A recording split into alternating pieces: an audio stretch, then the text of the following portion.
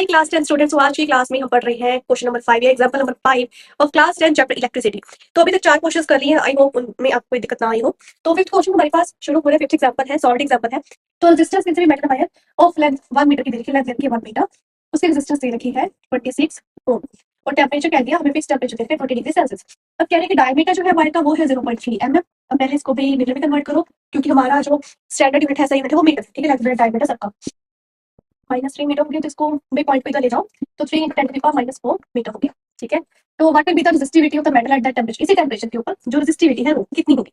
अब रेजिस्टिविटी का फॉर्मूला होता है R A/L। अब एरिया तो हमारे पास है नहीं, देखो सारी वैल्यूज में एरिया निकालना है, तो एरिया कैसे, एरिया आप निकालोगे पाई r स्क्वायर करके, पाई r। अब पाई तो है 3.14, r कैसे निकालें, मेरे पास तो d है, तो भाई d इक्वल्स टू r/2 होता है ना, तो यहाँ पे 3 × 10⁻⁴/2 का स्क्वायर कर दो, ठीक है, ये एरिया आ गया। अभी वैल्यूज को फिल करेंगे। रो मेरे पास आ गया है 26 × 3.14 × 3/2 10⁻⁴ × 3/2 × 10⁻⁴ अपॉन लेंथ है। लेंथ भी बड़ी आसान है, मान दे रखिए, कोई चक्कर ही नहीं इस बात का, ओके। तो यहाँ पे तो आ गया भाई 13, ठीक है, इसका पॉइंट हटा दो, पॉइंट हटाएंगे इसको, मैं भूल जाओ भाई, पॉइंट हटाने नीचे 100 आ गया, इसको ऊपर ले जाओ 10⁻⁻², ठीक है। चलो जी, ये भी आ गया, इधर आ गया। और कुछ कैंसिल होने वाला है, हाँ यहाँ पे आएगा 1 और 5 और 7, हाँ 157 हो गया। अब नीचे डिनोमिनेटर में कुछ नहीं है, सब ऊपर मल्टीप्लाई करने वाला है। क्या कुछ है, 13 को 9 से फिर 157 से मल्टीप्लाई करना है।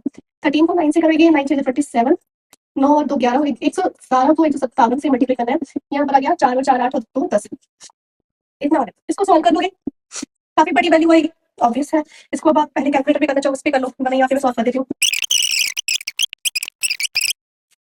यहाँ आया है 17369 × 10⁻⁻10। भाई ऐसी तो कोई वैल्यू, जैसे उन्होंने कहा कि predict the material of that wire, आपको 11.2 टेबल देख के ही पता लगेगा।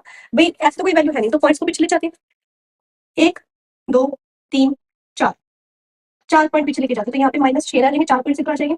1.7369 × 10⁻⁻6 आपके पास ओम मीटर आ गया रेजिस्टिविटी। अब ये जो है इसके नियर अबाउट पड़ी थी 1.8 कुछ करके 10⁻⁻6। भाई नाइक्रोम मैंगनीज सॉरी मैंगनीज, इनकी थोड़ी रेजिस्टिविटी एलॉयज की और मेटल्स की भाई याद रखो। तो ये किसी मेटल की रेजिस्टिविटी होगी, हाँ जी, मेटल में किसकी होगी, मैंगनीज की है बस, तो ठीक है। सबसे कम रेजिस्टिविटी हमारे पास होती है सिल्वर की, फिर आती है कॉपर, देन आता है एल्यूमिनियम, देन आगे आगे आ जाते हैं, आपके साथ ही टेबल मेंशन्ड है। मैंगनीज की रेजिस्टिविटी है, बट स्टिल अगर आप चाहो तो टेबल याद कर सकते हो, अगर नहीं याद कर सकते हो या नहीं याद करना चाहते, there is no need for you to cram it, ठीक। बट एटलीस्ट हमें इतना याद रखना है कि भाई 10 की पावर माइनस छोटी वैल्यू आ रही है, -6 बहुत छोटी वैल्यू है, ठीक है, इतनी कम वैल्यू आ रही है, इट मींस ये कोई मेटल ही होगा। टेबल है रेजिस्टिविटी, उसमें एल्यूमिनियम के नीचे है देयर इज अ मेटल, ठीक है, it is a resistivity of a metal, but it is not among that aluminium copper and silver, उनकी रेजिस्टिविटी इससे भी कम है।